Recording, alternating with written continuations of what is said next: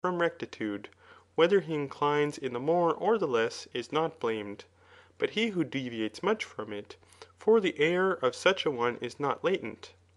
It cannot, however, be easily determined to what extent and how much he is blameable, as neither is this easy in any other sensible thing. But things of this kind rank among particulars, and the judgment of them pertains to sense. Thus much, therefore, is indeed manifest, that the middle habit is in all things laudable, and that it is necessary at one time to incline to excess, and at another to deficiency ; for thus we shall easily obtain the medium, and rectitude of conduct. BOOK III. Recording in memory of Mitchell Edwards.